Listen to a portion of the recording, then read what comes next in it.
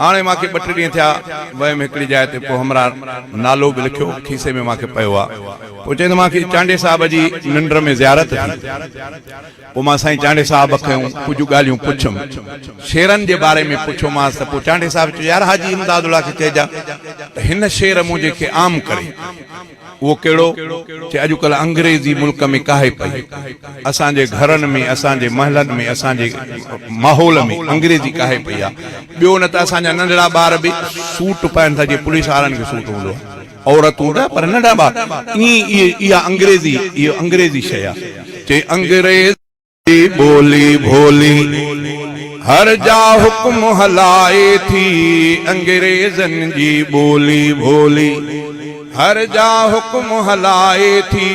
दीन लुटे ईमान लुटे पो करे फ़कीर पिनाए थी, अंग्रेज़नि जी बोली भोली। ईसा इन वट 3 खुदा पर रूस वारनि वटि हिकु बि नाहे।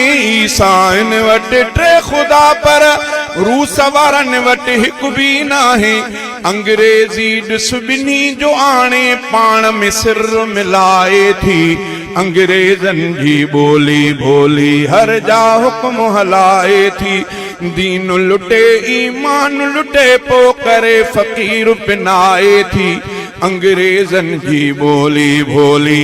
हर कखपन ते अंग्रेज़ीअ जो हरफ हरामी आहे लिखियल, हर कखपन ते अंग्रेज़ीअ जो हरफ हरामी आहे लिखियल।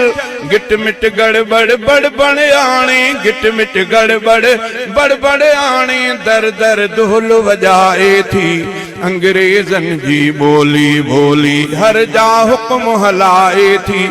दीन लुटे ईमान लुटे पो करे फ़कीर पिनाए थी, अंग्रेज़नि जी बोली भोली। कल्ब माना दिल ऐं हो कल्ब जाते नाच गाना कना कलब। कलब में काफिर वांगुर मुस्लिम छोरा छोरियूं डांस कन, कलब में काफिर वांगुर मुस्लिम। अगे थोड़ी नीम उरियान का अखबार में तस्वीर ॾिसंदासीं चवंदा इंडिया हरानी, इंडिया बेगैरत हे उघाड़ियूं तस्वीरूं। अॼु पंहिंजे हाल पंहिंजे मुल्क में ॾिसो त पंहिंजी ॿियो त परे रहियो, सिंधनि में ॾिसो, सिंधनि में छा बचो आहे। अलाह खां दुआ आहे त अलाह ताला शल गैरत असां रहाई। ते कल्ब में काफिर वांगुर मुस्लिम छोरा छोरियूं